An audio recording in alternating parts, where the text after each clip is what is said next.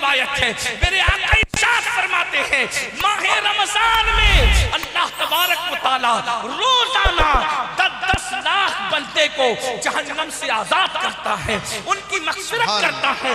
کن لوگوں کو؟ اللہ اکبر، جن پر جہنم کا عذاب واجب ہو چکا ہے، اللہ اکبر، یہ 10 لاکھ لوگ۔ اور پھر فرمایا افطار کے وقت اللہ تبارک و تعالی اپنے 60,000 بندوں کی مغفرت فرماتا ہے، اور جب جمعہ کا دن آتا ہے ہر لمحے میں اللہ تعالیٰ 10 لاکھ بندوں کو جہنم سے آزاد کرتا ہے۔ اور جب جمعہ کی آخری گھڑی آتی ہے ماہ رمضان شریف کے اندر تو 24 گھنٹے میں جتنوں کو بخشا گیا ہے ان کی تعداد کے برابر اللہ اپنے بندوں کی مغفرت فرماتا ہے۔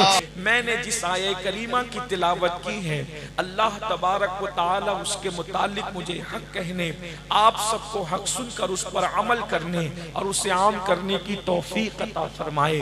اچھی طرح سے یاد رکھیں، بہت دھیان سے سنیں، میں بہت دیر گفتگو نہیں کروں گا، علامہ صدیق صاحب تشریف لائیں گے، میں رخصت ہو جاؤں گا، لیکن بہت تھوڑے وقت کے لیے میں حاضر ہوں۔ آپ توجہ فرمائیں، دھیان فرمائیں، اللہ تبارک و تعالیٰ نے بے شمار نعمتیں عطا فرمائی ہے اور اس کی کسی نعمت کا جواب نہیں ہے، اس کی ہر نعمت بے مثال ہے۔ اگر آپ دیکھتے ہیں نسیم سحر کو، نسیم سحر یہ وہ عظیم نعمت ہے جو اللہ اکبر انسان کی صحت کے لیے بے پناہ ضروری ہے۔ شفق کا جمال ہو، افق کی سرخی ہو، بادلوں کا سائبان ہو، زمین کا سبزہ زار ہو، اسی طریقے سے باغ ہو، بہار ہو، ہر نعمت بے مثال ہے۔ آنکھیں اس نے عطا کی ہے، کان اس نے عطا کیا ہے، زبان اس نے عطا کیا ہے۔ اللہ رب العزت نے اچھے ذائقے کے لیے جو ہے منہ کے اندر لعاب عطا کیا ہے، اسی طریقے سے چلنے کے لیے پیر عطا کیا ہے، کیا ہے، ہر نعمت بے مثال ہے۔ مگر یاد رکھنا سب سے بڑی نعمت کیا ہے؟ اللہ اکبر، مصطفیٰ جان رحمت صلی اللہ علیہ وآلہ وسلم کے صدقے میں جو سب سے بڑی نعمت ملے گی اسے مغفرت کہتے ہیں۔ اور یاد رکھنا مغفرت جو ہر کسی کے نصیب میں نہیں ہے۔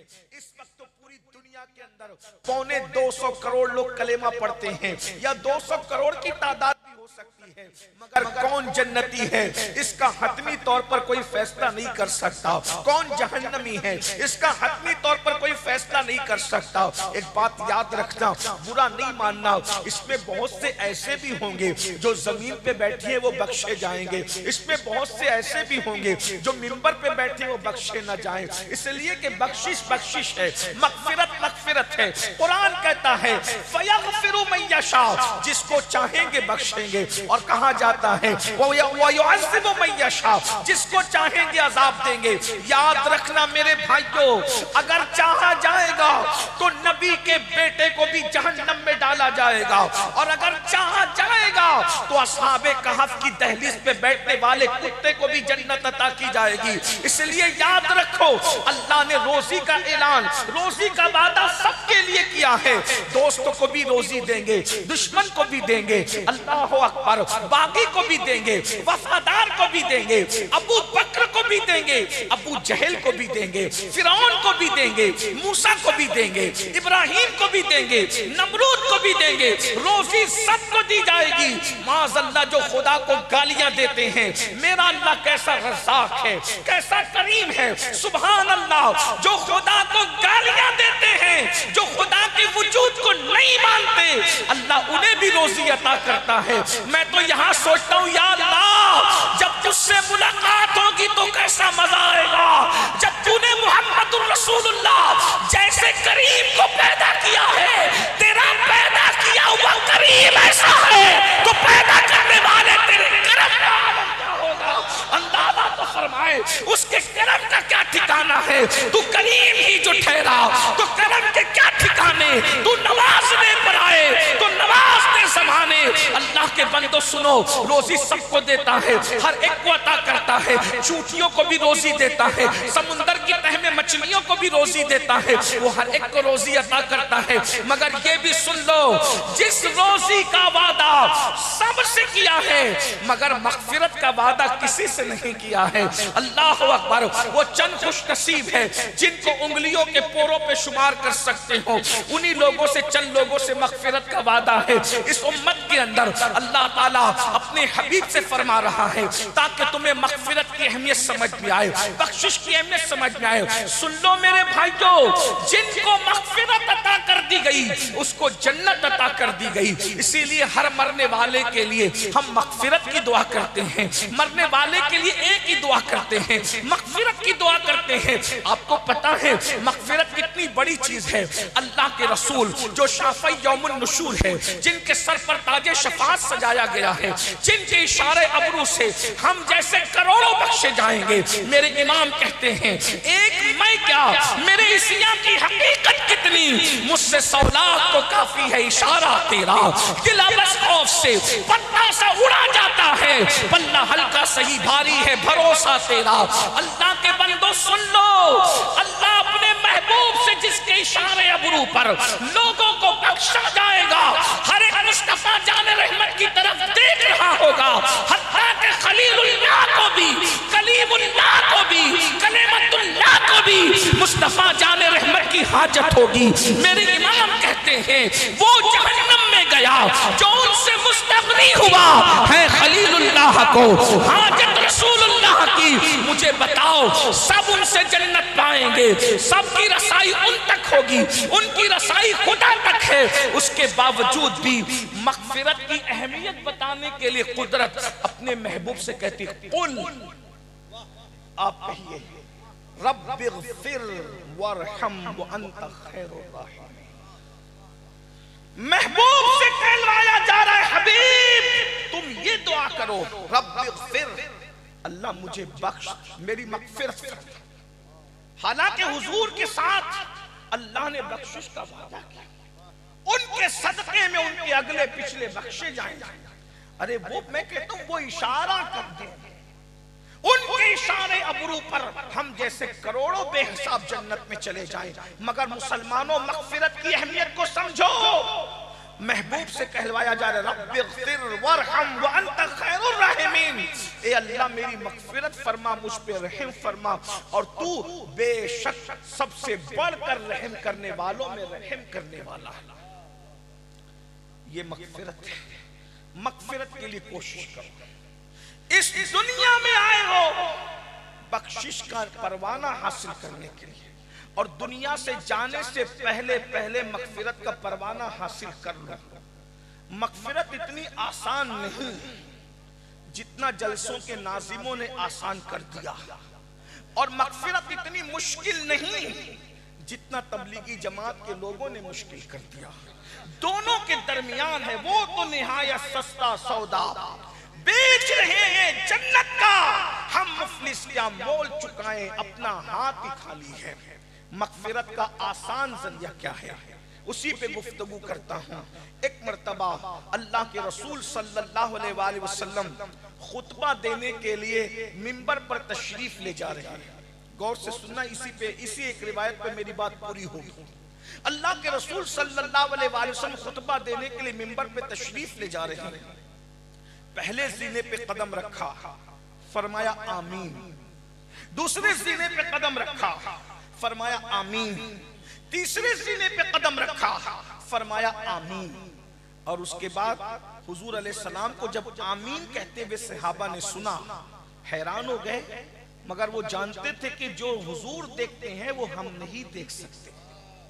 جب اللہ کے رسول صلی اللہ علیہ وآلہ وسلم نے خطبہ مکمل فرمایا تو عرض کی یا رسول اللہ صلی اللہ علیہ وآلہ وسلم، آپ پر ہمارے ماں باپ قربان، حضور یہ بتائیں کہ آپ نے 3 مرتبہ الگ الگ زینے پر آمین کیوں فرمایا؟ تو اللہ کے رسول صلی اللہ علیہ وآلہ وسلم فرماتے ہیں کہ ابھی میرے پاس منبر پر چڑھتے ہوئے سید الملائکہ جبریل امین علیہ الصلوۃ والتسلیم حاضر ہوئے تھے، اور انہوں نے 3 دعائیں کی، تو میں نے تینوں دعاؤں کو جو ہے وہ ان کی دعا پر آمین کہا. میں نے جب پہلے زینے پہ قدم رکھا تو دعا کی, دوسرے زینے پہ قدم رکھا تو دعا کی, تیسرے زینے پہ قدم رکھا تو دعا کی. اب آئیے میں آپ کے سامنے ترتیب کو ملحوظ نہ رکھتے ہوئے بطور مفہوم جو ہے اس دعا کا خلاصہ پیش کرتا ہوں. انہوں نے عرض کی اللہ جو ماہ رمضان شریف پائے اور پانے کے بعد اس میں عبادت کر کے اپنی بخشش نہ کروا لے, اپنی مغفرت نہ کروا لے, تو اس کو اپنی رحمت سے دور فرما دے. پتہ چلا اللہ کے رسول علیہ الصلوۃ والتسلیم منبر پہ جا رہے ہیں. یوں تو ہم جب منبر پہ جاتے ہیں, ایک عام امام منبر پہ جاتا ہے, اس وقت تو دعا کی قبولیت کا وقت ہوتا ہے, مگر امام الانبیاء منبر پہ جا رہے ہیں, آبروئے منبر منبر پہ جا رہے ہیں, آبروئے منبر منبر پہ تشریف لے جا رہے ہیں. اللہ اکبر, جان ایمان منبر پہ تشریف لے جا رہے ہیں. ہر منبر کی آبرو جس کے قدم ناز سے وابستہ ہیں وہ منبر پہ تشریف لے جا رہے ہیں. سید الایام ہے, جمعہ دنوں کا سردار ہے, وقتوں کا سردار ہے, اماموں کا سردار ہے, فرشتوں کا سردار ہے. فرشتوں کا سردار دعا کر رہا ہے, اے اللہ جو ماہ رمضان المبارک پائے اور اس میں عبادت کر کے محنت کر کے اپنی بخشش نہ کروا لے, تو اس کو اپنی رحمت سے دور فرما دے. اس وقت میرے آقا نے آمین فرمایا. اب میں آگے بڑھنے سے پہلے عرض کروں گا, چند دنوں کے بعد وہ موسم بہار آنے والا ہے جس کو ماہ رمضان شریف کہتے ہیں. آج کل ہمارے نوجوان جلسوں میں آتے تو ہیں مگر عبادت کی طرف توجہ نہیں ہے. میرے بھائیوں, ماہ رمضان المبارک آنے والا ہے, عبادتوں کا مہینہ آنے والا ہے, مواسات کا مہینہ آنے والا ہے, جس کا پہلا عشرہ رحمت ہے, جس کا دوسرا عشرہ مغفرت ہے, جس کا تیسرا عشرہ جہنم سے آزادی ہے. آپ کیا سمجھتے ہیں رمضان المبارک کو؟ رمضان شریف میں اپنی زبان میں کہوں ہول سیل میں مغفرت ہوتی ہے, ہول سیل میں بخشش ہوتی ہے, یعنی کہ اتنی بڑی تعداد میں مغفرت ہوتی ہے کہ کوئی مومن بچتا نہیں ہے. اللہ کے سچے رسول صادق و مصدوق مصطفیٰ جان رحمت فرماتے ہیں جب ماہ رمضان شریف کی پہلی رات آتی ہے تو اس وقت اللہ تعالیٰ رحمت کی ہوا چلاتا ہے, رحمت کی ہوا چلتی ہے اور اللہ تبارک و تعالیٰ اپنی شان کے مطابق اپنے بندوں کو رحمت کی نظر سے دیکھتا ہے. جس پر رحمت کی نظر پڑ جاتی ہے اللہ تبارک و تعالیٰ اس کی مغفرت فرما دیتا ہے, اس کی بخشش فرما دیتا ہے. میرے بھائیوں, اللہ اکبر, سردیوں کے آنے سے پہلے سردیوں کا انتظام کرنے والوں, گرمیوں سے آنے سے پہلے گرمیوں کا انتظام کرنے والوں, بارش کے آنے سے پہلے بارش کا انتظام کرنے والوں, موسم بہار عبادت کا آ رہا ہے, اس سے پہلے اپنی مغفرت کا انتظام کر لو اور اللہ کی بارگاہ میں عرض کرو, مولا تو جسے پہلی شب میں رحمت سے دیکھے گا ان میں میرا بھی انتخاب کر لے تاکہ میری بھی بخشش ہو جائے, میری بھی نجات ہو جائے. اللہ کے رسول صلی اللہ علیہ وآلہ وسلم فرماتے ہیں, جمع الجماوے کی روایت ہے, میرے آقا ارشاد فرماتے ہیں ماہ رمضان میں اللہ تبارک و تعالی روزانہ 10 لاکھ بندے کو جہنم سے آزاد کرتا ہے, ان کی مغفرت کرتا ہے. کن لوگوں کو؟ اللہ اکبر, جن پر جہنم کا عذاب واجب ہو چکا ہے.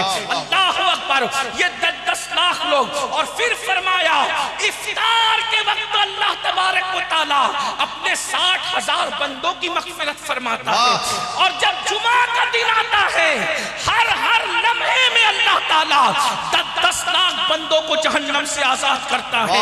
اور جب جمعہ کی آخری گھڑی آتی ہے ماہ رمضان شریف کے اندر تو 24 گھنٹے میں جتنوں کو بخشا گیا ہے ان کی تعداد کے برابر اللہ اپنے بندوں کی مغفرت فرماتا ہے.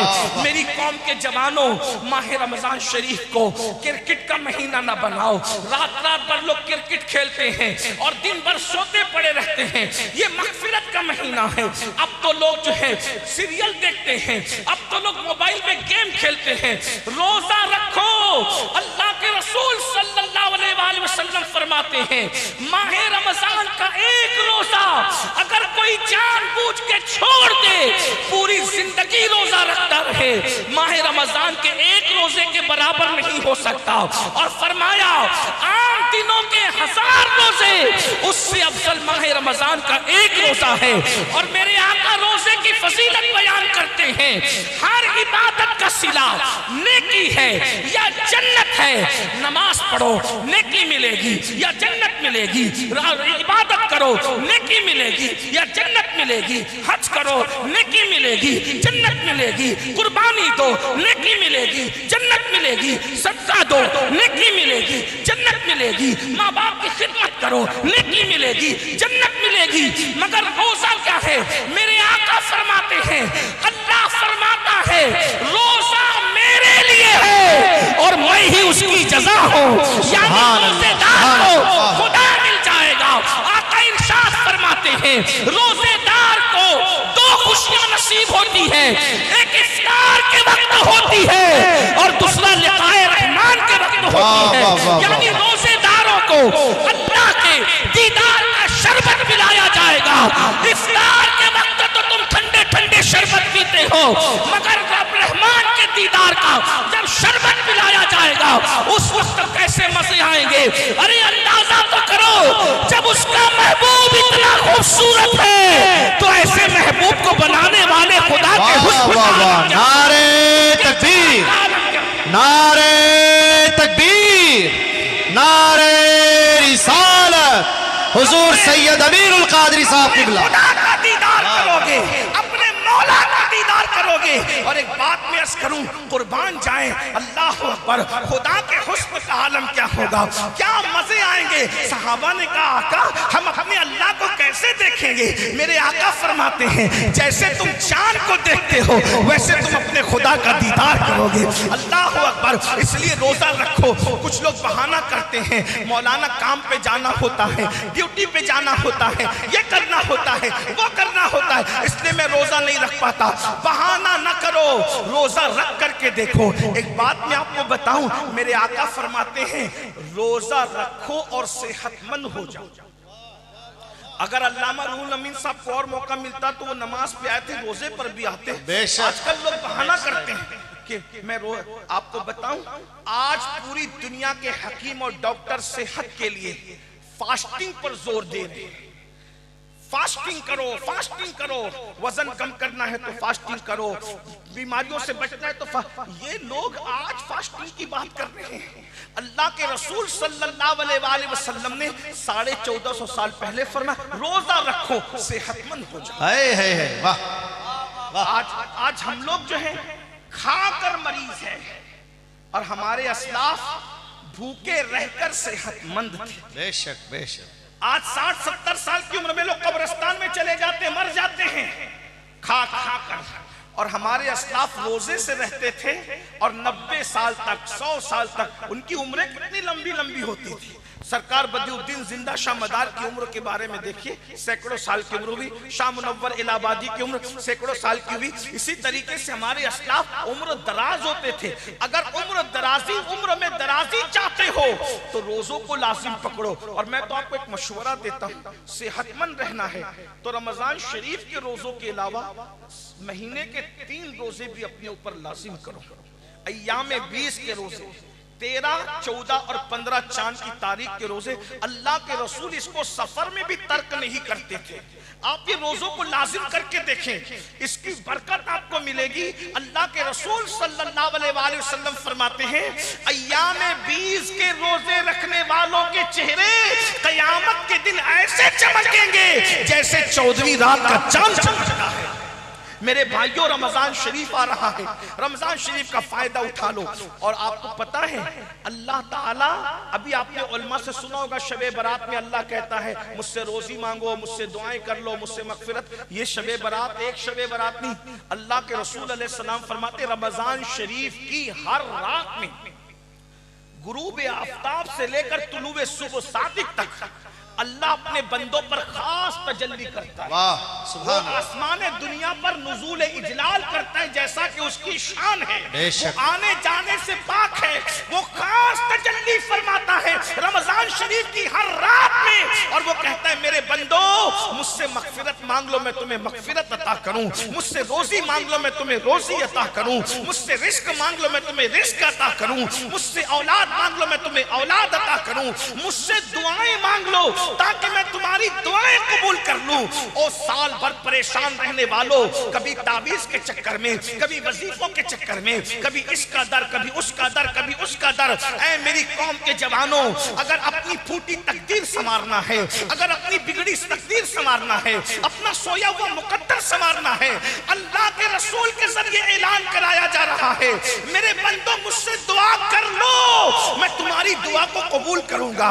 ارے ذرا گڑ گڑا کر کے دیکھ لو، روزی رمضان شریف میں مانگ کر دیکھ لو، سال بھر تک کشادگی نہ ہو تو پھر ہمارا دامن پکڑنا، کیونکہ ہمیں اپنے نبی کی زبان پر یقین ہے۔ اللہ اکبر۔ لیکن افسوس کی بات یہ ہے، رمضان شریف کی راتوں میں جاگتے ہو تو ہو لیکن عبادت نہیں کرتے، گڑ گڑاتے نہیں، بلکہ آج کل تو ایسا ہو گیا، افطار اور سحری کے موقع پر رمضان کے پروگرام کے نام پر پڑوسی ملکوں نے اتنی باتیں پھیلائی ہے کہ جو عین دعا اور عبادت کا وقت ہوتا ہے لوگ ٹی وی کا منہ پکڑ کے بیٹھ جاتے ہیں۔ بتائیے، میں مذہبی پروگرام دیکھنے کا مخالف نہیں ہوں، لیکن جو عبادت کا وقت ہے تم ٹی وی کا منہ پکڑ کے بیٹھتے ہو، موبائل کا منہ پکڑ کے بیٹھتے ہو۔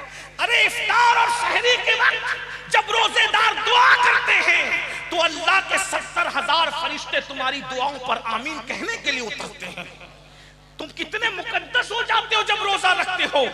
آؤ نا اپنے خدا کے قریب ہو جائیں، آؤ مغفرت کا پروانہ حاصل کریں۔ اپنی گفتگو کو سمیٹتے ہوئے پھر میرے آقا فرماتے ہیں، دوسرے زینے پر جب میں نے قدم رکھا تو جبریل نے دعا کی، اے اللہ تیرے محبوب کا جب نام لیا جائے کسی محفل میں اور اس وقت جو تیرے حبیب پہ درود نہ پڑھے تو اس کو بھی اپنی رحمت سے دور کر دے، وہ بھی تیری رحمت سے محروم ہو جائے۔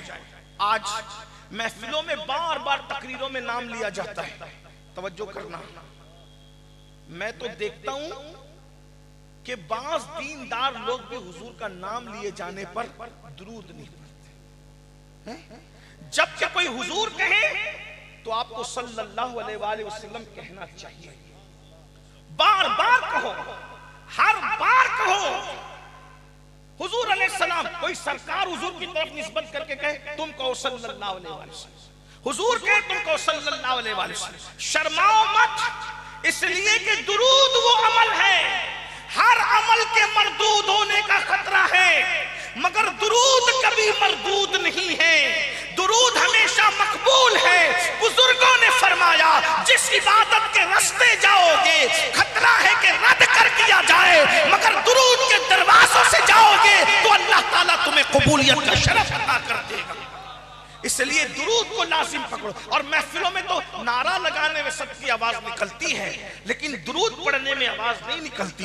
درود کو کیا سمجھا؟ اللہ کے رسول علیہ السلام فرماتے ہیں جو مجھ پر درود پڑھنا بھول گیا وہ جنت کا راستہ بھول گیا۔ لوگ ہم سے کہتے ہیں حضور کے دیدار کا کوئی وظیفہ ہے، میں نے کہا درود سے بڑا کوئی وظیفہ دیدار رسول کا نہیں۔ لوگ کہتے ہیں مدینہ منورہ جانا ہے، دولت نہیں ہے۔ اے میری قوم کے جوانوں، کوئی دولت سے مدینے نہیں جاتا بلکہ حضور کی عزت سے مدینہ منورہ جاتا ہے، حضور کی عطا سے جاتا ہے۔ جسے چاہا در پہ بلا لیا، جسے چاہا اپنا بنا لیا، یہ بڑے کرم کے ہیں فیصلے، یہ بڑے نصیب کی بات ہے۔ اگر مدینہ منورہ جانا چاہتے ہو کثرت سے درود پڑھا کرو۔ ایک بات بتاؤں، زبان میں تاثیر ہوگی، درود پڑھو، چہرے چمکیں گے، درود پڑھو، اولاد فرما بردار ہوگی، درود پڑھو، مصیبتیں ٹلے گی، درود پڑھو۔ یہ کام کوئی کام بگڑنے نہیں دیتا، بگڑی بھی بنا دیتا ہے۔ سبنا میں محمد، حضور کا نام لیا کرو، حضور پہ درود پڑھا کرو،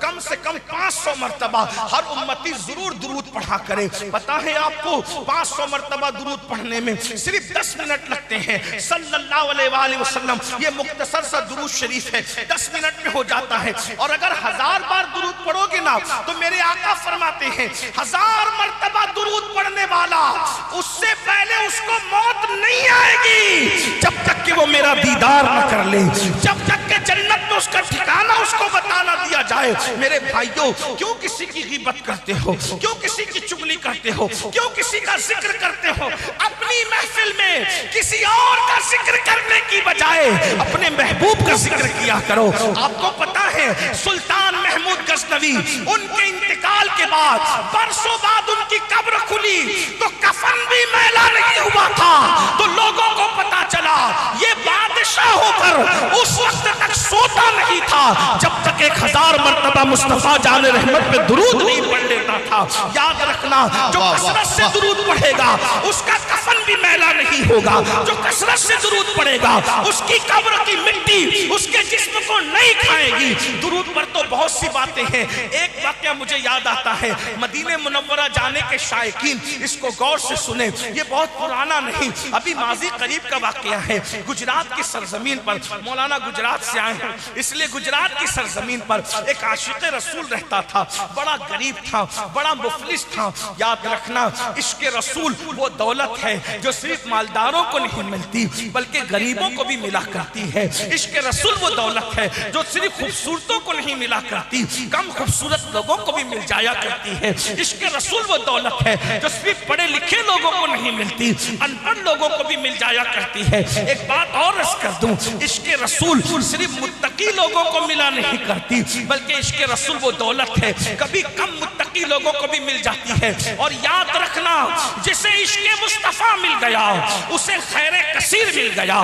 عشق سے بڑی دنیا کی کوئی دولت ہے ہی نہیں، بلکہ یہ سن لے جو عاشق رسول بن جاتا ہے وہ فرشتوں کے آگے نکل جاتا ہے، جہاں فرشتوں کی حد پرواز ختم ہو جاتی ہے کبھی کبھی عاشق اس کے آگے نکل جاتا ہے۔ یہ تو اپنا اپنا ہے حوصلہ، یہ تو اپنی اپنی اڑان ہے، کوئی تھک کے رہ گیا بام تک، کوئی کشا سے گزر گیا۔ حضور پہ درود پڑھا کرو۔ وہ سنگ تراش تھا، سنگ تراش سمجھتے ہو یعنی پتھر تراشنے والا۔ درود شریف کی کتاب ہے جس کا نام دلائل الخیرات ہے، اس کو پوری دلائل الخیرات زبانی یاد تھی۔ وہ درود پڑھتا تھا اور کیسے جب بھی کوئی کام شروع کرتا تھا تو پہلے دلائل الخیرات کا ایک چیپٹر، ایک سبق، ایک باب، اس کو 7 حصوں میں تقسیم کیا گیا ہے۔ بعض صوفیہ نے اس کو 8 حصوں میں، بعض نے اس کو 7 حصوں میں، بہت خوبصورت سے گئے اس میں درود شریف کے۔ اللہ والے اکثر اس کو ورد میں رکھتے ہیں۔ میں اپنے بزرگوں سے گزارش کروں گا، حالانکہ میں ان کا چھوٹا بھائی، ان کا نالین بردار ہوں، علماء سے کہتا ہوں بہت مصروف رہتے ہیں، ہو سکے تو دلائل الخیرات شریف کو اپنے اوپر لازم کر لیں۔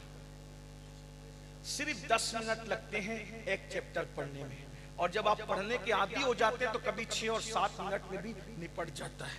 درود شریف کی کتاب دلائل الخیرات کو اپنے وظیفہ، اس کتاب کو پڑھنے والے ولی بن گئے۔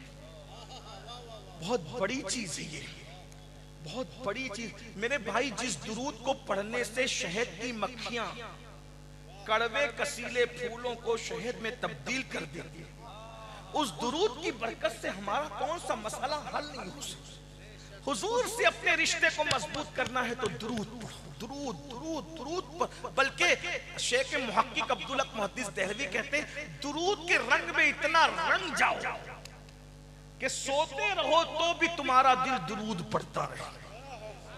درود کے فضائل کبھی ختم نہیں ہو سکتے۔ بے شک بے شک۔ درود پھر درود ہے، درود صرف درود ہے۔ ایک بار درود کی طرف آ کر کے دیکھو، درود شریف پڑھ کر دیکھو تو وہ سنگ تراش تھا، پتھر تراشنے سے پہلے روزانہ ہر ایک چیپٹر، دوسرا پتھر تراشنا، دوسرا چیپٹر پڑھا، دوسرا باب پڑھا، تیسرا پتھر تراش، وہ پڑھتا رہتا تھا، پتھر تراشتا ہے۔ اور اس کو جب درود پڑھتا ہے نا تو آدمی حضور یاد آتا ہے، اور جب حضور یاد آتے ہیں، حضور کب یاد آتے ہیں؟ میں اکثر کہتا ہوں پہلے وہ ہمیں یاد کرتے ہیں پھر وہ ہمیں یاد آتے ہیں۔ سلی گڑی والوں وہ تو ہمیں ہمیشہ یاد ہی کرتے ہیں، یہ تو اور بات ہے کہ ہم انہیں بھول گئے۔ جو نہ بھولا ہم فقیروں کو رضا، یاد اس کی اپنی عادت کیجیے، حضور کو یاد کرتے رہو۔ پھر دیکھو نصیبہ کیسے چمکتا ہے۔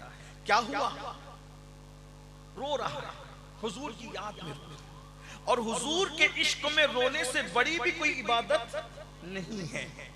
بہرحال روتے روتے آنکھ لگی تو کیا دیکھا؟ ایک تخت بچھا ہے، اللہ کے رسول اس کے خواب میں تشریف لائے اور اس سے کہتے ہیں اے نوجوان، میرے گنبد کا کنگرہ ٹوٹ گیا ہے، تم آؤ اور آ کر اس کو تعمیر کرو۔ یہ دیوانہ جیسے ہی یہ حضور کی طرف سے دعوت سنتا ہے خواب میں آنکھ کھل جاتی ہے اور پورا گھر خوشبو سے معطر تھا. دیوانے نے آؤ دیکھا نہ تاؤ دیکھا, جھولا اٹھا کر کندھے پہ ڈالا اور بندرگاہ کی طرف چل پڑا. نہ ٹکٹ ہے نہ پیسے ہیں, اس زمانے میں ویزا اور پاسپورٹ کا سسٹم نہیں تھا. اللہ اکبر. وہ نکلا تو کیا دیکھا, ایک جہاز ہے جو جدہ کی طرف جا رہا ہے, مگر ملاح کے لاکھ کوشش کرنے پر وہ جہاز آگے بڑھنے کو تیار نہیں ہے. اللہ اللہ, اندازہ تو فرمائے میرے نبی کے اختیار پھر اختیار ہے. ارے جو ہواؤں کو روک دے, جو چاند کے ٹکڑے کر دے, سو سورج کو پلٹا دے, اس کے لیے جہاز کو روکنا کون سی بڑی بات ہے. اللہ اللہ, میرے نبی کے اختیار کا عالم تو یہ ہے, جہاں میں ان کی چلتی ہے وہ دم میں کیا سے کیا کر دے. جہاں میں ان کی چلتی ہے وہ دم میں کیا سے کیا کر دے. زمین کو آسماں کر دے, سریا کو سرا کر دے. زمین کو آسماں کر دے, سریا کو سرا کر دے. اللہ اللہ, جہاز رکا ہے, کوششیں ہو رہی ہے, جہاز آگے بڑھنے کو تیار نہیں. اللہ اکبر. اس دیوانے کو بوجھل قدموں سے لوگوں نے جہاز کی طرف آتا دیکھا.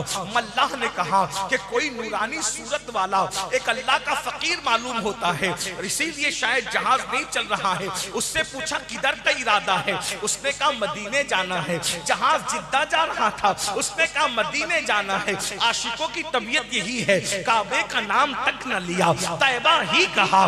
جس نے کہا تھا مجھ سے کہ نہضت کدھر کی ہے, اس کے طفیل حج بھی خدا نے کرا دیے. اصل مراد حاضری اس پاک در کی ہے. مدینے جانا ہے, مدینے جانا ہے. آؤ بیٹھو. جیسے جہاز کے اندر اس عاشق کو بٹھایا, تھوڑی سی حرکت پر جہاز چلنے لگا. اب ذرا توجہ کرنا, عاشق سر جھکا کر بیٹھا ہے.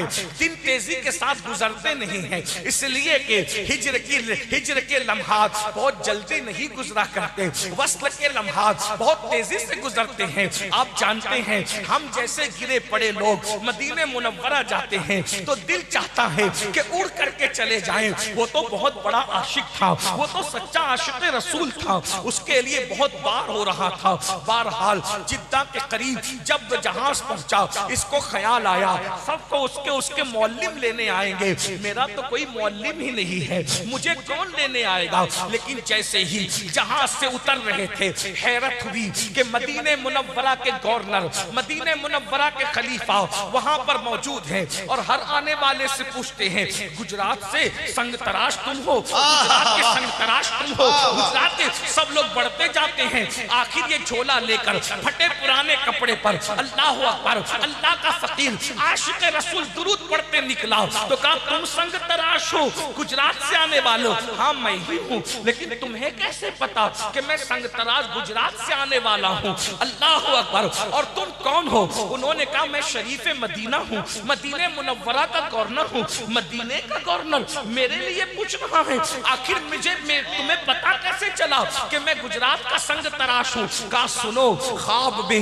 مصطفیٰ جان رحمت تشریف لائے تھے اور میرے آقا نے فرمایا شریف مدینہ اگر مجھے اپنا مہمان بنانا چاہتے ہو تو میرا ایک عاشق سنگ تراش گجرات سے آ رہا ہے, اس کی خدمت کرنا گویا تم نے میرے نعرہ تکبیر مہمان بنانا, مجھے اپنا مہمان بنا لیا. اللہ اکبر. عاشق سوچ رو پڑا, میں تو سوچ رہا تھا مجھے جدہ سے کون لے جائے گا, مگر وارے مصطفیٰ جان رحمت تمہاری مہمانی پر قربان, تمہاری شان میزبانی پر قربان.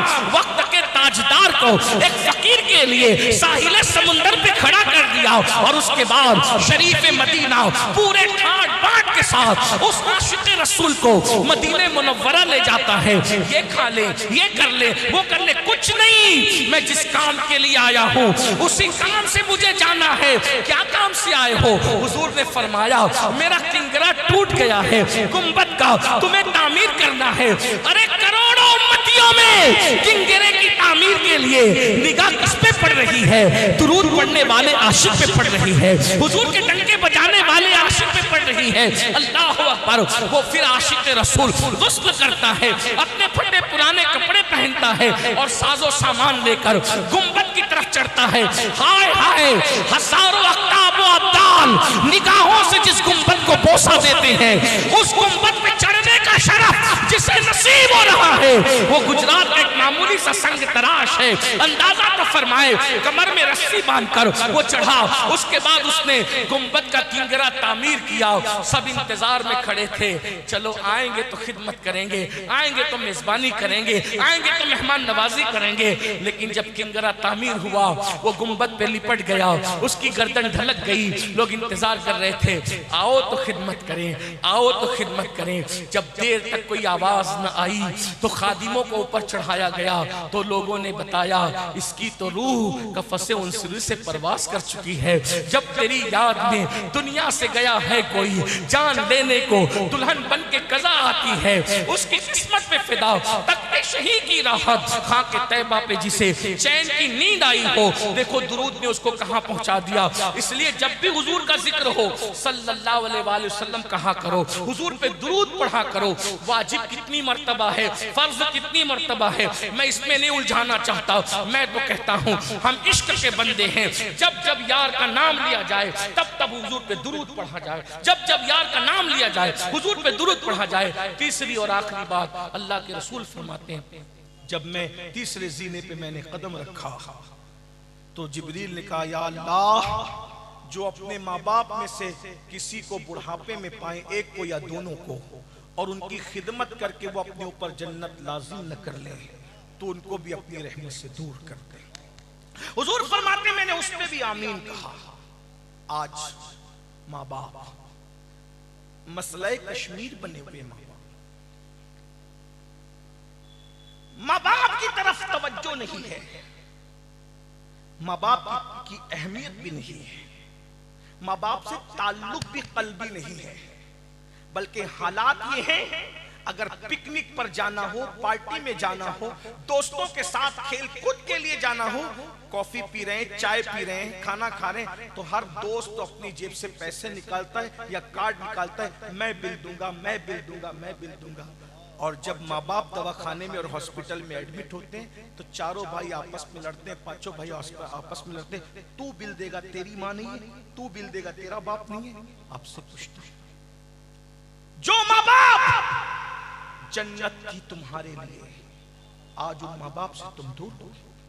جنت کو جنگلوں میں جلسوں میں تلاش کرنے والوں, جنت نہ جنگلوں میں ملے گی نہ جلسوں میں ملے گی. جنت تو تمہارے گھر میں تمہارے ماں باپ کی شکل میں موجود ہے. واہ واہ, بے شک. میں چند دنوں پہلے سوراشٹر گجرات کے علاقے میں گیا تھا. وہاں کے لوگ سیدوں سے بہت پیار کرتے ہیں. وہ بالکل بارڈر کا جو علاقہ ہے, باڑمیر وغیرہ کا علاقہ, کئی فٹ دور جوتے اور چپل اتار کر پھر سیدوں سے ملنے آتے ہیں اور بغیر نظر کے کوئی نہیں ملتا. میں خوش ہوا, لیکن میں نے ان سے کہا جتنے جوتے چپل اتار کر کے تم ہم سے مصافحہ کر رہے ہو, ہاتھ چوم رہے ہو, پیر چوم رہے ہو, میں دعا دیتا ہوں اللہ تمہاری نسلوں کو آباد رکھے. لیکن جو رویہ ہمارے ساتھ ہے, کیا یہی رویہ تمہارا تمہارے ماں باپ کے ساتھ بھی ہے؟ واہ واہ واہ واہ. ابھی علامہ روح الامین صاحب تشریف لائے, علامہ نذیر صاحب, یہ سید مفتی سید احمد کبیر صاحب, اور بھی علماء ہیں, ہم بھی آئیں, مولانا صدیق صاحب, علامہ صدیق صاحب بھی. آپ کی سب کی تمنا یہ ہے ایک بار مصافحہ, جی ایک بار مصافحہ, ہاتھ چومنا ہے. میں اس پہ کبھی لوگوں کو منع بھی نہیں کرتا, ٹھیک ہے. ویسے ہاتھ چومنے کے بڑی تاریخی نشانات ہاتھوں پر موجود ہیں. مجھے اس پہ غصہ بھی نہیں, اور میں تو کہتا ہوں بزرگوں کے ہاتھ چومنے کا موقع ملے تو چوم لو, کیونکہ امام حسن بصری کے ایک بادشاہ نے ہاتھ چومے تھے, اللہ نے صرف ہاتھ چومنے پہ اس کو جنت دی. اللہ سبحان. لیکن میں یہاں آپ سے سلیگوڑی والوں اور اپنے نوجوانوں سے, اپنی مائیں اور بہنوں سے پوچھتا ہوں کہ آپ سیدوں کے ہاتھ چومنے کے لیے, علماء کے ہاتھ چومنے کے لیے ایک دوسرے پہ گر پڑتے ہو, مگر یہاں جتنے علماء بیٹھے, اگر میں غلطی کروں تو یہ میری اصلاح کریں گے, صحیح کہوں تو میری تائید کریں گے. آپ کوئی بھی سید صاحب, یہ بات تو میں کہہ سکتا ہوں, کوئی اور کہے گا تو اس کو غلط رنگ دیں, کوئی بھی اتنا ہی بڑا سید اگر آپ کے لیے دعا کرے, سید کی دعا قبول ہوتی, لیکن اللہ بے نیاز ہے, اگر چاہے تو وہ تمہارے حق میں سید کی ہوئی دعا بھی رد کر سکتا ہے. اللہ اکبر, اللہ قبول ہوتی, لیکن وہ رد وہ بے نیاز، اس کو قبول کرنا اس پہ لازم نہیں ہے۔ بے شک اللہ پر کچھ لازم نہیں ہے، بے نیاز ہے۔ ہم سب اس کے بندے ہیں۔ وہ اگر ساری زندگی کی عبادت کو رد کر دے تو بھی کوئی اس سے پوچھ نہیں سکتا کہ کیوں رد کیا۔ کتنا بھی بڑا ولی، میں یہ بات علماء کی موجودگی میں، مفتیوں کی موجودگی، مفتیان کرام کی موجودگی میں کہہ رہا ہوں، پھر یہ کہہ رہا ہوں ان کو حق ہے میری اصلاح کرنے۔ کتنا بھی بڑا ولی اگر دعا کرے، اللہ بے نیاز ہے، ولیوں کی دعا وہ قبول کرتا ہے، لیکن اگر چاہے تو وہ ولی کی دعا جو آپ کے حق میں ہو رہی وہ رد بھی کر دے، کر سکتا ہے، وہ کر سکتا ہے، پوسیبل ہے، ممکن ہے، کیونکہ وہ بے نیاز ہے، وہ بے نیاز ہے۔ میرے بھائی، جب اس نے کسی ہزاروں سال عبادت کرنے والوں کی عبادت کو رد ہی نہیں کیا بلکہ اس کے گلے میں لعنت کا توق ڈال دیا، بلام و باور کا انجام کیا ہوا؟ میرے بھائی غور کرو، سوچو، اپنے ماں باپ کو ستانے والوں، ماں باپ کو تکلیف پہنچانے والوں، ماں باپ کا دل دکھانے والوں، ماں باپ کو اذیت دینے والوں، کسی کی بھی دعا، بڑے سے بڑے بزرگ، بڑے سے بڑے سید، بڑے سے بڑے پیر کی دعا اللہ قبول ہی کرتا ہے، لیکن اگر چاہے تو رد کر دے۔ لیکن اللہ کے سچے رسول نے فرمایا، جب تمہارے ماں باپ تمہارے لیے دعا کرتے ہیں تو اللہ ماں باپ کی دعا کو اولاد کے حق میں کبھی رد نہیں کرتا، کبھی رد نہیں کرتا۔ یہ مولانا ذیشان جیسے ناظرین حضرات جب ہم لوگ اسٹیج پر آتے کہتے ہیں ان کے چہرے کو دیکھو تو عبادت کا ثواب، عبادت۔ میں کہتا ہوں اگر جو گمان کیا ہے واقعی ہم ویسے نیک ہیں تو عبادت کا ثواب ملے گا، ورنہ منبر پر سر جھکا کر مکاری کر رہے ہیں اور کمرے میں جا کے گڑبڑ کر رہے ہیں تو کیا عبادت کا ثواب ملے؟ نمازوں میں سوتے پڑے تو کیا عبادت کا ثواب ملے؟ جنتیوں کو دیکھ کر عبادت کا ثواب ملتا ہے، جہنمی اور بے عمل لوگوں کو دیکھ کر کے عبادت کا ثواب تو نہیں ملتا ہے۔ یہ بات تو ہے نا، توجہ کرنا، بہت دھیان سے سننا۔ کوئی کتنا بھی میک اپ کر کے آئے منبر پہ، آپ اس کو دیکھ کر کے اگر چلے وہ واقعی نیک بھی ہے تو ثواب جو ملے گا وہ اتنا ہی ملے گا، جتنا ملے گا ملنا اتنا ملے گا۔ لیکن وہ ماں باپ جن کے سیدھے سادے چہرے جس پہ جھریاں پڑی ہیں، کوئی میک اپ نہیں، کوئی صابن نہیں، کوئی فیس واش نہیں، لیکن اور پھر یہاں عبادت کا ثواب تقوی کی بنیاد پہ ہے۔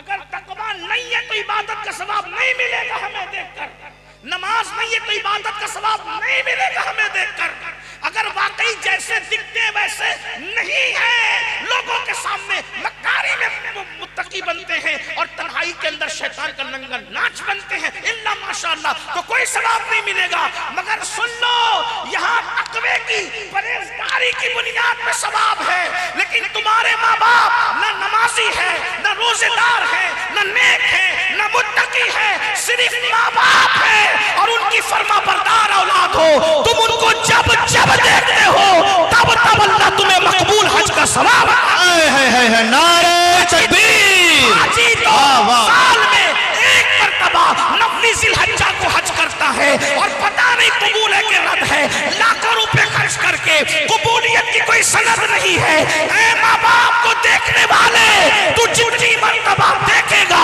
اللہ تجھے اتنی مرتبہ مقبول حج کا ثواب عطا فرمائے گا۔ 10 مرتبہ دیکھے تو 10 مرتبہ، 20 مرتبہ دیکھے تو 20 مرتبہ، 100 مرتبہ دیکھے تو 100 مرتبہ۔ افسوس اپنے ماں باپ کے پاس بیٹھنے کے لیے تمہارے پاس ٹائم نہیں ہے، وقت نہیں ہے۔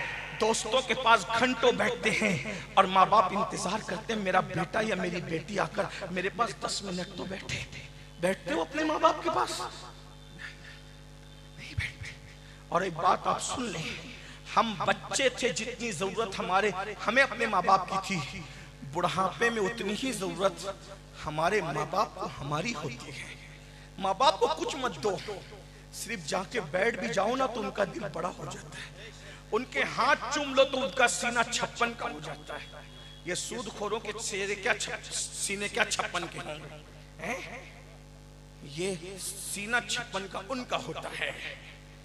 جو ماں باپ کے جب تم ہاتھ چومتے ہو، جب تم ان کی قدم بوسی کرتے ہو، اور ایک بات یہ بھی یاد رکھنا، آج کل کے نوجوان چھوکروں کو پتہ ہی نہیں ماں باپ کیا ہے، اللہ کے رسول علیہ السلام فرماتے ماں باپ راضی اللہ راضی، ماں باپ ناراض اللہ ناراض. یہاں تک فرمایا اگر کسی کے ماں باپ ناراض ہیں تو اللہ اس کی نمازیں اور اس کی دعائیں بھی قبول نہیں کرتا. ماں باپ کو بہن کے یہاں چھوڑ دیا، ماں باپ کو یہاں چھوڑ دیا، اور اللہ کے رسول کیا فرما رہے جو اپنے ماں باپ کی خدمت کر کے ماں باپ کو راضی نہ کر لے، اپنی مغفرت نہ کروا لے، جنتی نہ ہو جائے، اللہ اسے اپنی رحمت سے دور کر دے. یہاں مجھے ایک بات یاد آتی ہے اور اسی پہ میں بات پوری کرتا ہوں. آج کل کے نوجوان چاہتے ماں باپ کو چھوڑ کے سب حاصل کر لیں. میں پوری ذمہ داری سے کہہ رہا ہوں ماں باپ کو چھوڑ کر تم کچھ حاصل نہیں کر سکتے. کوئی خوشی تمہارے دامن میں نہیں. بد دعا کے طور پہ نہیں کہہ رہا ہوں، آگاہ کرنا. ہم تو اپنے مخالفین کے لیے بد دعا نہیں کرتے، آپ تو ہم سے محبت کرتے. نعت خانوں پر آپ پیسے لٹاتے ہو، دینا چاہیے نعت خانوں کو، نظر منع نہیں کرنا، میں کسی چیز سے منع نہیں کر رہا. کیا ایسے کبھی ماں باپ پہ بھی لٹایا ہے؟ اپنے پیروں کے آگے ہاتھ باندھ کے کھڑے رہتے ہو، ایسے ہاتھ باندھ کے کبھی ماں باپ کے آگے بھی کھڑے رہے ہو؟ اپنے مرشدوں کے جوتے سیدھی کرنے کے لیے جھگڑتے ہو، کبھی اپنے ماں باپ کی بھی جوتے ایسے سیدھی کرتے ہو؟ یہ بات میں آپ سے کہہ دوں، تمہارا سب سے بڑا مرشد تمہارے ماں باپ ہے. اگر تم نے ماں باپ کو چھوڑ دیا،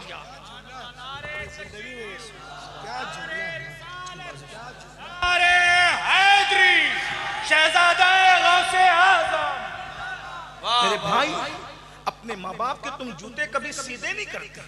اپنے ماں باپ پیروں کو بلاؤ گے تو دیسی کھینے میں دیسی گھی میں کھانا پکاؤ گے، پکاؤ، مجھے منع نہیں.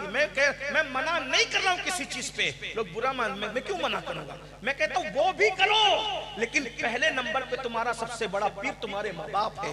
اگر آپ نے کسی کی مرید نہیں ہوئے، ایک بات یاد رکھنا، اگر پیر کامل نہیں ہے تو وہ آپ کو خدا تک نہیں پہنچا سکتا. لیکن ماں باپ کامل نہ بھی ہو، نہ متقی ہے نہ پرہیزگار ہے، اگر وہ دعا کر دیں، دعا کر دیں، پیر کے خدا تک پہنچانے کے لیے کامل ہونا ضروری ہے. لیکن ماں باپ بے نمازی ہے، شرابی ہے، جواری ہے، کچھ بھی ہے، ان کی دعا لگ گئی تو جہاں تک پیر نہیں پہنچا سکتا اس کی آگے تمہیں ماں باپ کی دعا پہنچا. میں اپنی پوری گفتگو کا ذمہ دار اکیلا ہوں، میں اپنی پوری ذمہ داری سے عرض کر رہا ہوں. یاد رکھنا، ماں باپ کو گھر کا کچرا سمجھنے والوں، آج ماں باپ مسجد کے سینے پہ بیٹھ کر بھیک مانگ رہے ہیں، آج ماں باپ سڑکوں پر بھیک مانگ رہے ہیں. مسلمانوں، مصطفیٰ جان رحمت کے امتیوں کا یہ حال ہو گیا کہ وہ کتوں کو تو بستر میں لے کے سو رہے ہیں اور ماں باپ کی کھٹیا کو گھر کے باہر کر دیا ہے. اللہ اکبر. جس دن تمہیں ماں باپ کی اہمیت سمجھ میں آئے گی اس دن یہ چہرے رخصت ہو چکے ہوں گے. آج ایک فقیر بے نوا کے دل کی صدا ہے. تقریر تو آپ سن چکے علامہ صاحب سے، میں کوئی مقرر ہی نہیں ہوں، یہ صرف ایک فقیر بے نوا کی آواز ہے. اپنے ماں باپ کی قدر کر لو. لوگ ہم سے کہتے ہیں میرے ابا نیک نہیں ہے تو میں کیا کروں؟ ابا کے نیک ہونے کی وجہ سے تعظیم نہیں ہے، ابا کے ابا ہونے کی وجہ سے تعظیم ہے، اماں کے اماں ہونے کی وجہ سے تعظیم ہے. اور یاد رکھنا، اگر تم ان کا پاخانہ بھی دھلا دو تو بھی تم ان کا حق ادا نہیں کر سکتے. ایک صحابی آئے اور آ کر عرض کرتے یا رسول اللہ صلی اللہ علیہ وآلہ وسلم، میری ماں اتنی بیمار ہے کہ میں ماں کا پاخانہ دھلاتا ہوں، کیا میں نے ماں کا حق ادا کر دیا؟ میری ماں نے بچپن میں میرا پاخانہ دھلایا، میں نے بڑھاپے میں ماں کا دھلا دیا، برابری ہو گئی؟ میرے آقا نے مسکرا کے کہا ماں میں اور تم میں فرق یہ ہے، جب ماں تمہارا پاخانہ دھلاتی تھی تو دعا کرتی تھی اللہ اس کی عمر دراز کر، اور جب تم لوگ بڑھاپے میں ماں باپ کا پاخانہ دھلتے ہو تو دل سے دعا کرتے ہو بہت بیمار ہے اللہ اس کو اٹھا لے. دونوں کی سوچ میں فرق ہے. یاد رکھنا، ماں باپ بستر پہ ہوں، ہنسنے کی بات نہیں میرے جوانوں، ماں باپ بستر پہ ہوں تمہارے لیے بہت بڑی نعمت ہے. ان کی دعائیں ولایت کے مقام تک پہنچا سکتی ہے، ان کی دعائیں تمہاری مصیبتوں کو دور کر سکتی ہے. کہاں کہاں دھکے کھا رہے ہو, تعویذ سے قسمت بدلنا چاہتے ہو, یاد رکھنا سب سے بڑا تعویذ تمہارے گھر میں ہے. وہ جب ہاتھ اٹھا دے, اللہ کے رسول فرماتے ہیں پوری کائنات کسی کے لیے دعا کرے اور اکیلی ماں اس کے لیے بد دعا کرے, پوری کائنات کی دعا رد کر دی جائے گی, اکیلے ماں کی دعا قبول کر لی جائے گی. اور پوری کائنات دعا کرے, اکیلے ماں اس کے لیے بد دعا کرے, پوری کائنات کی دعا اللہ اکبر رد کر دی جائے گی, ماں کی بد دعا قبول کر لی جائے گی. ہزاروں سال کی محنتیں وہاں تک نہیں پہنچا سکتی جہاں ماں باپ کی دعا پہنچاتی ہے. دعا لے لو, اپنے ماں باپ کو خوش کرو, اپنے ماں باپ کو راضی کرو. ایک بات بتاؤں, ماں کتنا پیار کرتی ہے اپنے بچوں سے, باپ کتنا. ایک باپ اپنا پورا شباب اپنے بیٹے کے لیے قربان. یہ جو جوان ہوئے ہو نا, ماں باپ کو آنکھیں دکھاتے ہو جوان, اس میں باپ نے پورا شباب نچوڑا ہے, پورا شباب. نہ سردی دیکھا, نہ گرمی دیکھا, نہ برسات, کچھ نہیں دیکھا. آج تو مال کی فراوانی ہے, آج سے 20-30 سال پہلے ہندوستان میں اتنا مال نہیں تھا. اکثر لوگ غریب تھے, چند لوگ مالدار تھے 50 سال پہلے. ہاں, بستروں پہ پیشاب کرنے والوں, تمہارے گیلے بستر پہ ماں باپ سوتے تھے اور تمہیں اپنے سینے دے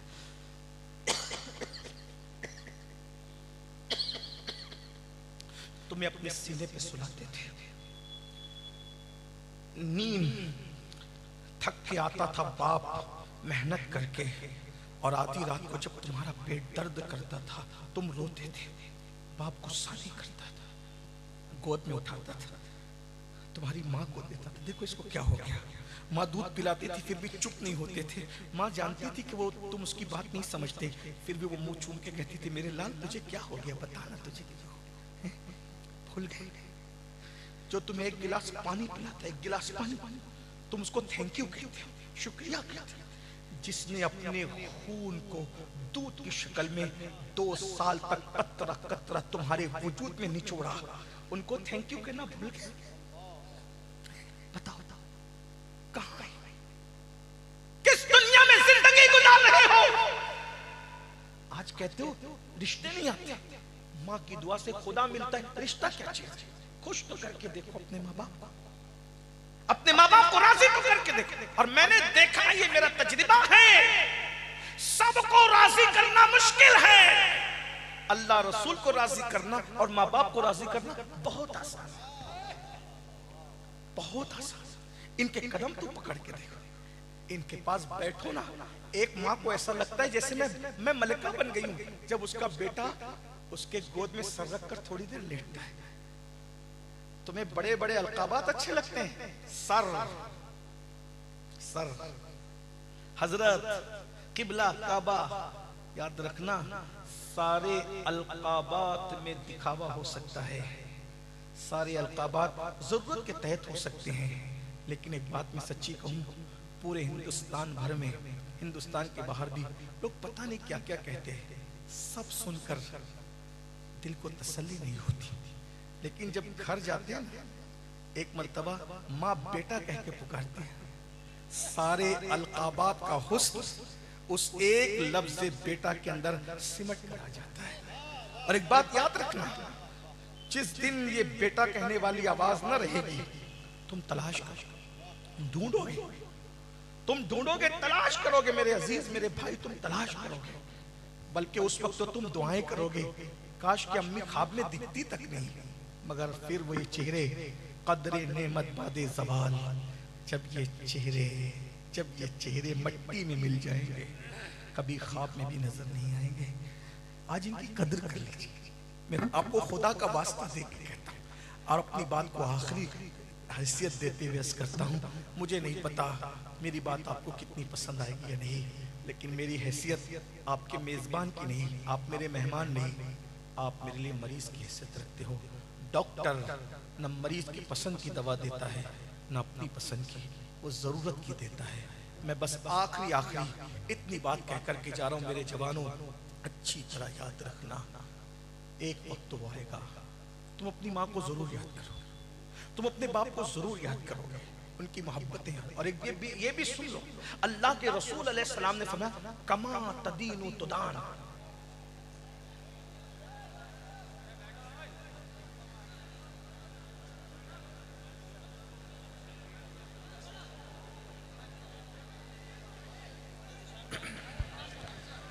سید صاحب واز فرما رہے ہیں یہ سسٹم ٹھیک نہیں ہے، یہ طریقہ اچھا نہیں ہے.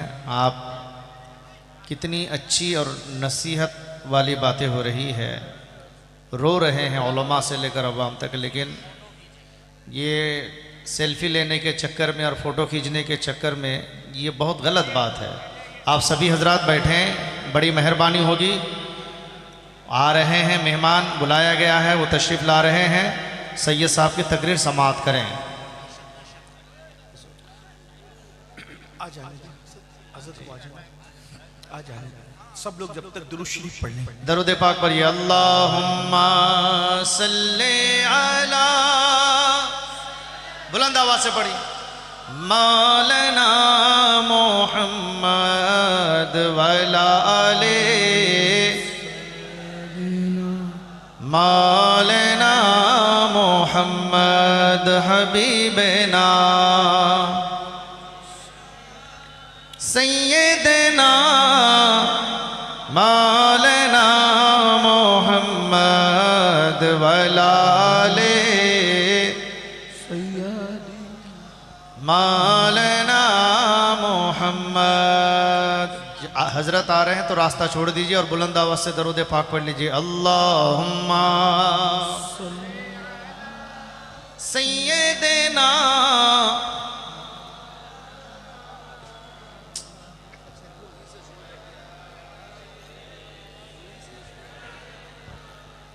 مولانا محمد حبیبنا،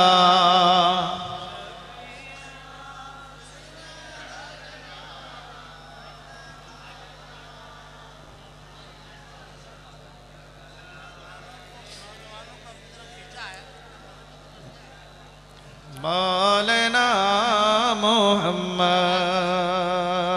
حضرات محترم، میں گزارش کر رہا ہوں کہ راستہ چھوڑ دیں. جناب حضرت علامہ و مولانا صدیق حسن صاحب جھارکھنڈی بابا، آپ کی فرمائش پر حضرت علامہ و مولانا نذیر عالم صاحب نے آپ کے سامنے روبرو کرانے کے لیے ممبر نور پر لا رہے ہیں. اور یہ میں ادب اور احترام کے ساتھ سبھی نوجوانوں سے اور والنٹیئر حضرات سے، رضاکار حضرات سے گزارش کروں گا کہ ان کو اوپر تیزی کے ساتھ لائیں. سید صاحب کی تقریر ہو رہی ہے، تقریر اور رکی ہوئی ہے. یہ بہت بڑی بات ہے، میرے خیال سے یہ نہیں ہونا چاہیے تھا. ایک آل رسول ممبر نور پر تشریف فرما ہے. علماء سے گزارش کروں گا کہ راستہ چھوڑ دیں، ان کو آنے دیں. ایک بار نعرہ لگا لیجئے، نعرہ تکبیر.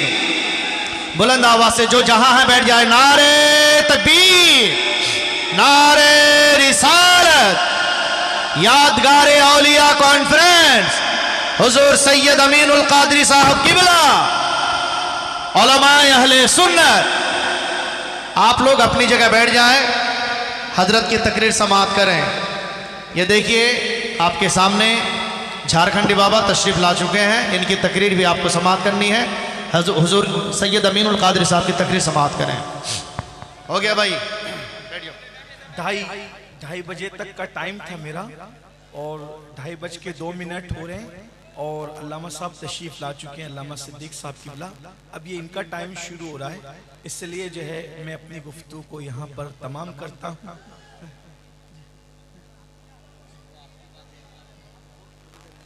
اچھا، ایک بار سب درود شریف پڑھیں. رب درود شریف پڑھیں سب لوگ. اللہم صلی علی سیدنا مولانا محمد معدن الجود والکرم وآلہ وصحبہ وبارک وسلم. صلاۃ والسلام علیکہ سید.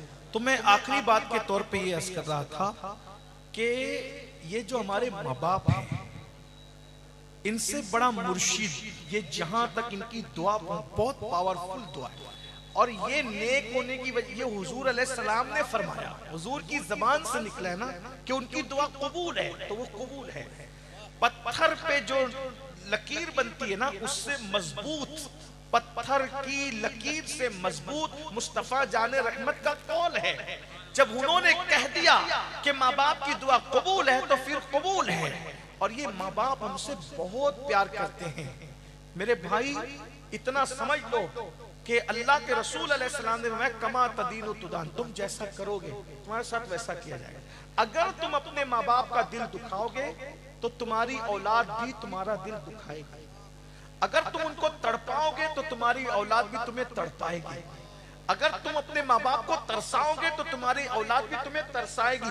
بلکہ صرف صوفیہ تو یہاں تک فرماتے ہیں کہ ہر بندے کو مرنے کے بعد اس کے عمل پر عذاب دیا جاتا ہے، مگر ماں باپ کا گستاخ، بے ادب اور دل دکھانے والا دنیا ہی میں ذلیل ہو کے مرتا ہے۔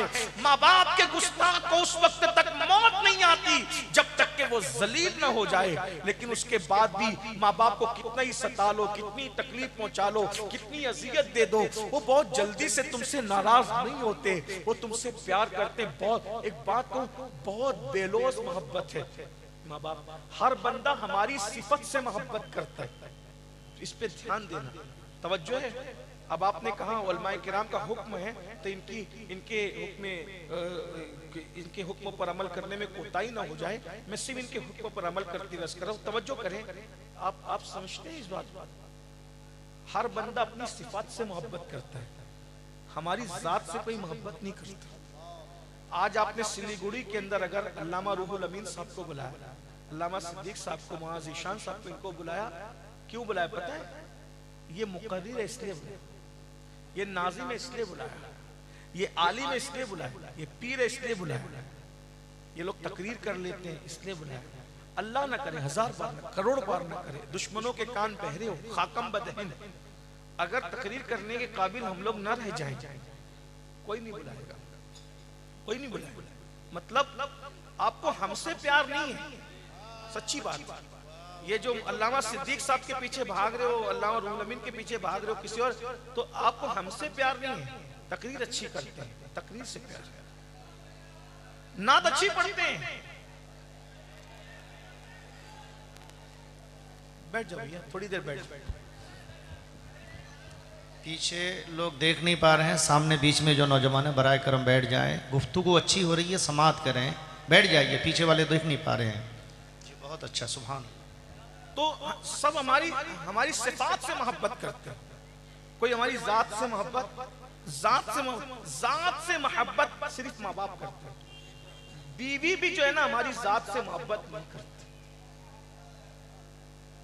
بیوی بھی، اس لیے وہ صفات سے، شوہر ہونا صفت ہے، جب تک شوہر ہے محبت ہے، اگر اللہ نہ کرے طلاق دے دیا، جدائی ہو جائے تو نفرتیں ہیں، یہ بات یاد رکھنا۔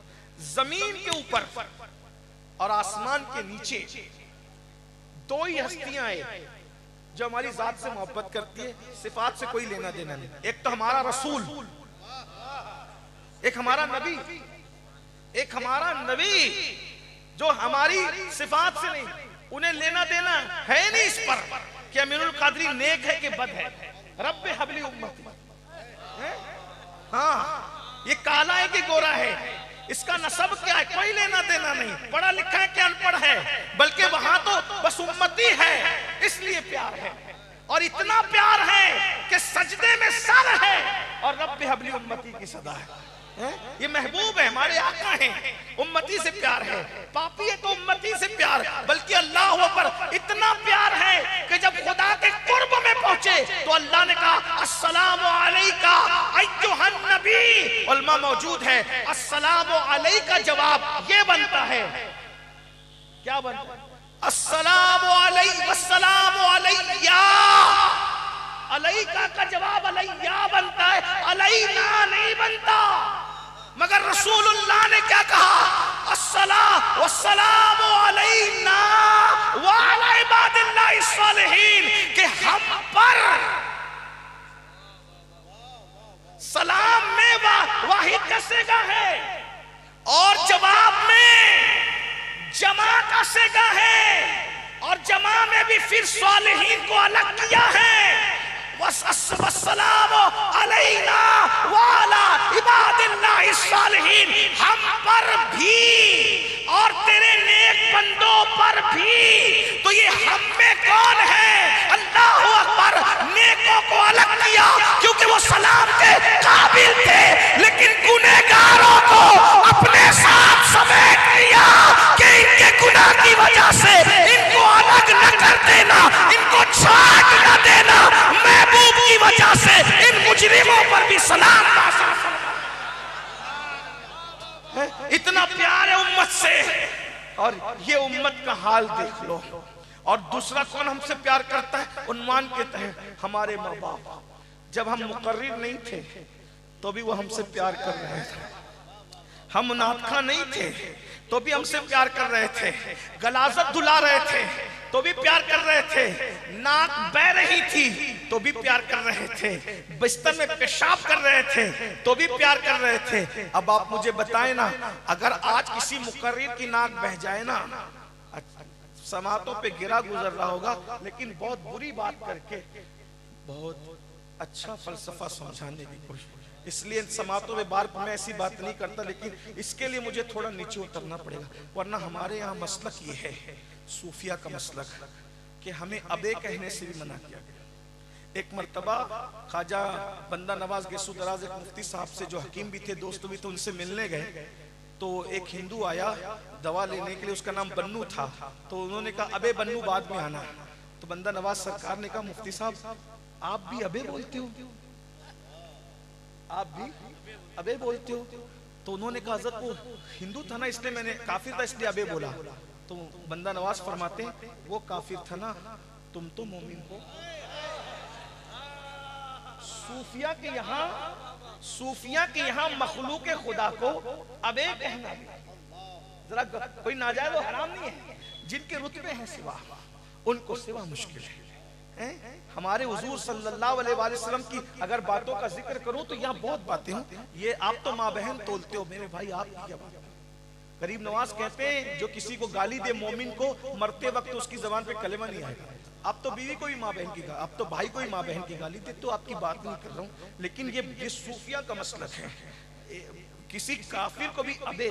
جب بندہ نواز کا یہ عالم ہے تو غریب نواز کی ندرتوں کا عالم کیا ہوگا؟ اور جب غریب نواز اتنے بے مثال ہے تو رسول اعظم مصطفیٰ جان رحمت کی زبان کا عالم کیا ہوگا؟ حضور نے اپنی پوری زندگی میں سب سے غصے میں جو بات کی، حضور علیہ السلام نے اپنی پوری زندگی میں سب سے غصے میں کسی سے کوئی بات کی تو کیا کہا؟ تیری ناک خاک آلود ہو۔ کیا کہا؟ تیری ناک خاک آلود ہو۔ ایک عزیز نے مجھ سے کہا کہ حضور یہ کیوں کہتے تھے تیری ناک خاک آلود ہو؟ میں نے کہا مجھے جو سمجھ میں آتا ہے وہ یہ ہے، اور بھی باتیں ہو سکتی ہے مگر ہم عشق کے بندے ہیں، مجھے کہ تجھے اللہ سجدے کی اتنی توفیق دے کہ تو زمین کے اوپر ناک رکھ کر کے سجدہ کرے تو تیری ناک اس کی وجہ سے خاک آلود ہو جائے۔ اس وقت تو مسلح تو تھے نہیں نا، معنی اور بھی بنتے ہیں، لیکن بس ہم عشق کے بندے ہیں۔ بات یہ ہے، آپ کو پتہ ہے ہمارے بزرگوں کا حال یہ تھا، ہمارے بزرگوں کی شان یہ تھی۔ بہرحال تو عرض کیا کر رہا تھا کہ اگر کسی عالم کی ناک نکل ہے تو لوگ اس کو اچھا نہیں سمجھتے، لوگ منہ پھیرنے لگتے ہیں، بلکہ تقریر میں پسینہ زیادہ نکلے اور ایسے کپڑے پہنے ہوں کہ جس میں پسینہ دکھتا ہے تو بھی لوگوں کو گھن آتی ہے۔ یہ بات یاد رکھنا۔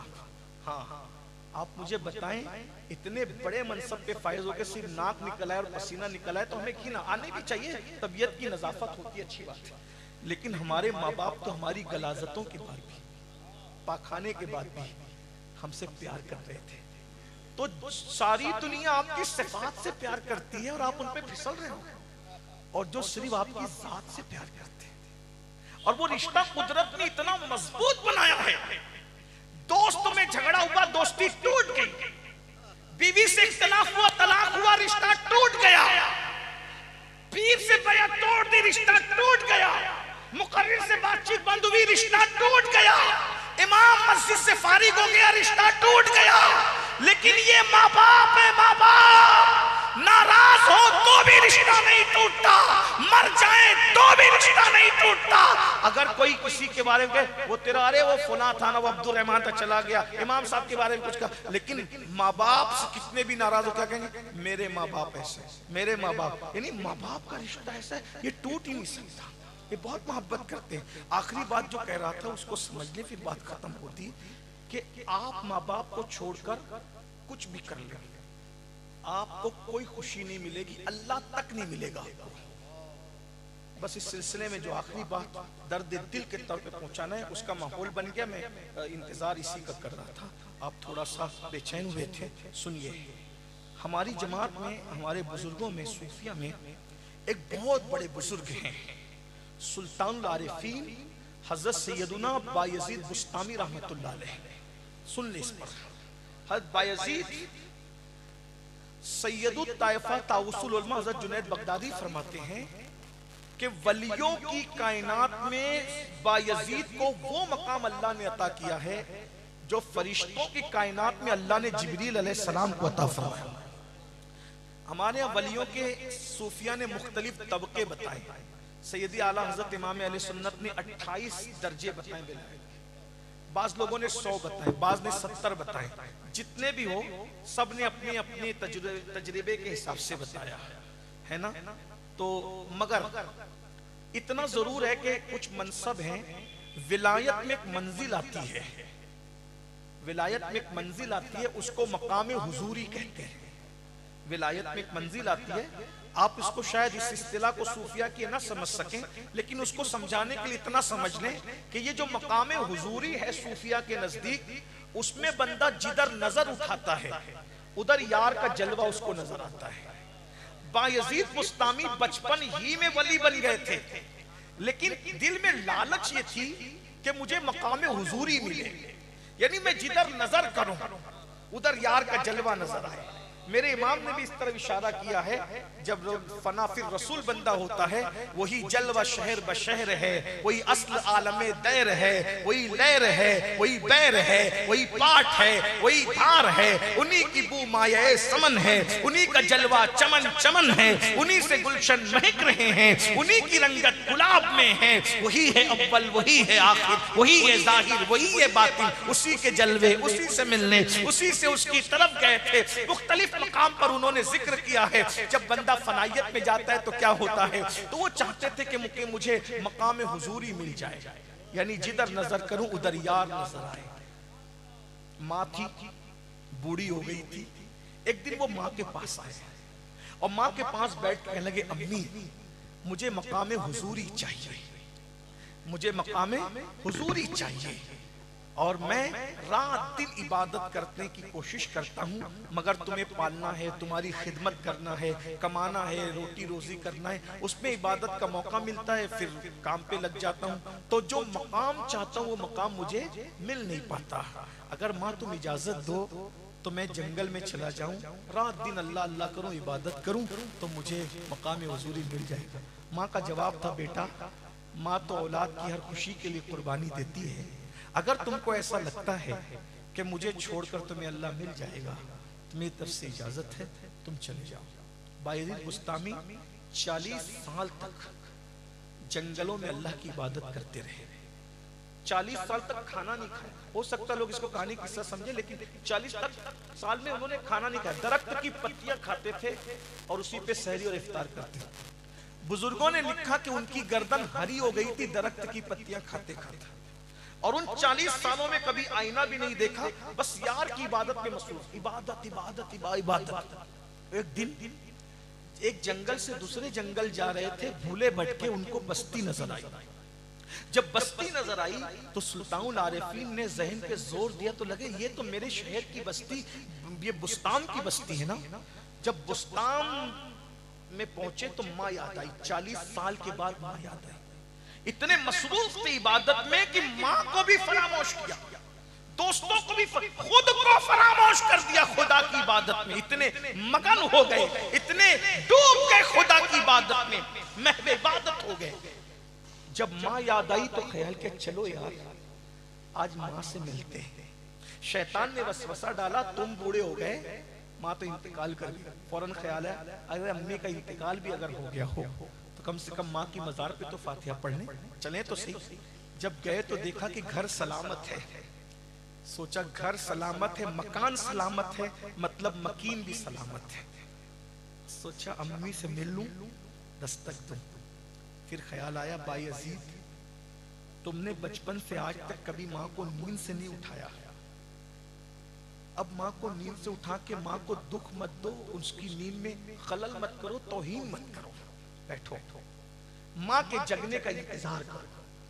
بایزید بیٹھ گئے سلطان العارفین، اور بیٹھ کے ماں کے جگنے کا انتظار کرنے لگے تو ایک خیال آیا، 40 سال ہو گئے ماں سے جدا ہوئے، ماں بوڑھی ہو گئی، میں بوڑھا ہو گیا تو ماں تو اور بوڑھی ہو گئی، بڑھاپے کی وجہ سے اگر ماں مجھے پہچان نہ سکی تو میں کیسے ثابت کروں گا کہ میں ہی بایزید تیرا بیٹا ہوں؟ کیسے بتاؤں گا؟ سوچا بچپنے کے کچھ واقعات بتاؤں گا، یہ بتاؤں گا، وہ جو بھی. اسی تردد اور مقمصے میں ماں بیدار ہوئی. جب ماں کے قدموں کی آہٹ سنی، بایزید کھڑے ہوئے اور جیسے ہی 40 سال پرانے انداز میں گھر کے دروازے پہ 2 ہاتھ مارے، اندر سے آواز آئی، ایک بھرائی ہوئی آواز، بایزید تو آ گیا؟ بایزید تو آ گیا؟ دروازہ کھولا، بایزید کی آنکھوں میں آنسو تھے ٹپ ٹپ. بایزید تم تو سوچ رہے تھے 40 سال کے بعد ماں پہچانے گی کہ نہیں پہچانے گی؟ تیری ماں نے تو آج تک تیرے دستک کے انداز کو بھی فراموش نہیں کیا بایزید. ماں تو دستک کا انداز بھی جانتی ہے. دروازہ کھلا، ماں کو یقین نہیں آ رہا تھا کہ میرا بیٹا آ گیا. ماں بچہ بیٹا کتنا بھی بڑا ہو جائے، بوڑھا ہو جائے، ماں کے سامنے تو وہ بچہ ہی رہتا ہے. ماں نے اسی بچپنے کے انداز میں دونوں گال پکڑے اور گال پکڑ کے بے چینی سے کہا، تو آ گیا بایزید؟ ہاں ماں میں آ گیا. تو آ گیا؟ ہاں ماں میں آ گیا. بایزید تو آ گیا؟ ہاں ماں میں آ گیا. جب ماں کو یقین ہو گیا کہ میرا بیٹا آ گیا، یقین تو نہیں آ رہا تھا، کئی بار میں جب یقین آیا میرا بیٹا آ گیا، تو ماں نے بڑی سادگی سے کہا، میرے لال کیا حال کر رکھا ہے؟ ماں خدا کی عبادت میں یہ مستی ہو گئی. ماں نے فوراً پوچھا، جس مقام کو پانے گئے تھے کیا وہ مقام مل گیا؟ مقام حضوری پہ فائز ہو گئے آپ؟ بایزید نے کہا، ناکامی کے جذبے کے ملے جلے لہجے میں کہا، نہیں ماں، نہیں ماں، جو مقام چاہتا تھا وہ مقام نہیں ملا. نہیں ملا؟ نہیں ملا. کتنے سال ہوئے؟ 40 سال میں نے اناج نہیں دیکھا، آئینہ نہیں دیکھا، رات دن عبادت میں رہا اور ابھی تک وہ مقام نہیں ملا. ماں نے کہا 40 سال ہو گئے اور یہ مقام تمہیں نہیں ملا؟ نہیں ماں نہیں ملا، بس اتنا سننا تھا. ماں کی ممتا، اللہ اکبر، ماں کی ممتا جذبے میں آئی اور ماں کی ممتا کے جذبات، اور ماں نے نگاہ آسمان کی طرف اٹھائی. بیٹے کے گال ہاتھوں میں ہے، بیٹے کا چہرہ ہاتھوں میں ہے، نگاہ آسمان کی طرف ہے اور آنکھوں میں آنسو لے کے کہتی ہے، مولا میرا بیٹا تجھے پانے کے لیے کتنی محنت کر رہا ہے، 40 سال جنگلوں بیابان میں گزارا ہے. مولا جو مقام چاہتا ہے وہ مقام عطا کر دے. بس یہ 2 جملے نکلنے تھے. بایزید کہتے ہیں، خدا کی عزت کی قسم، سارے حجابات اٹھ گئے اور مقام حضوری نصیب ہو گیا. بایزید ماں کے قدم پکڑ کر کہتے ہیں، میں نادان تھا، خدا کو جنگلوں میں ڈھونڈ رہا تھا، مجھے کیا خبر خدا جنگلوں میں نہیں، وہ تو ماں کی دعاؤں سے ملتا ہے، وہ تو ماں کی خدمت سے ملتا ہے. اللہ اکبر. 40 سال کی عبادت جس مقام پر نہ لے گئی، بایزید کو ماں کے 2 جملوں نے وہ مقام عطا کر دیا. پھر بایزید کہا کرتے تھے، ایک لمحے کے لیے بھی یار کا جلوہ اگر نظروں سے اوجھل ہو جائے تو میں اپنے آپ پہ کفر کا فتویٰ دے دوں. یہ بڑا مشہور ان کا قول ہے. اللہ اکبر. یہ ماں کی، یہ آج تم بھاگ بھگا کے شادیاں کر کے کہاں کہاں جا رہے ہو، یاد رکھنا اگر دامن میں خوشیاں چاہتے ہو، نعمتیں چاہتے ہو اور کامیابی چاہتے ہو تو اپنے دامن میں ماں باپ کی دعا سمیٹو. ہزاروں سال کی محنتیں وہاں نہیں لے جا سکتی جہاں ماں باپ کی دعا. حضور علیہ السلام فرماتے ہیں، جو رمضان شریف پائے، محنت کر کے عبادت کر کے مغفرت نہ کروا لے، اللہ کی رحمت سے دور ہو جائے. میرے ذکر کے وقت مجھ پہ درود نہ پڑھے، اللہ کی رحمت سے دور ہو جائے. ماں باپ کو پا کے خدمت کر کے جنتی نہ ہو جائے، اللہ کی رحمت سے دور ہو جائے. یہ تینوں کام کیجئے. رمضان شریف میں خوب عبادت کیجئے، درود شریف کی کثرت کیجئے، ماں باپ کی خدمت کیجئے. اللہ تعالیٰ سب سے پہلے مجھے آپ سب کو توفیق عطا فرمائے. گفتگو کے درمیان اگر کوئی غلطی ہو گئی ہو، اللہ پاک کی بارگاہ میں دعا ہے اللہ مجھے معاف کرے. استغفر اللہ ربی من کل ذنب واتوب الیہ وما علینا الا البلاغ. میری گفتگو ختم ہو گئی ہے. ہر مہمان ہمارے لیے قیمتی ہے نا. اور میرا بیان پورا ہوا لیکن ابھی جلسہ ختم نہیں ہوا ہے، اس لیے مہربانی ہنگامہ مت کیجیے گا. اس طرح کے پروگرامات کو سجانے کے لیے لاکھوں روپے خرچ کیے جاتے ہیں، مہینوں محنت کی جاتی ہے.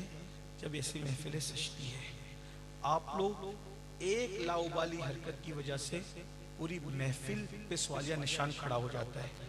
جلسے اس وقت نگاہوں میں کھٹک رہے ہیں، آپ ہاتھ ایسے چومنے دوڑتے ہیں جیسے لگتا ہے جھگڑا ہو گیا.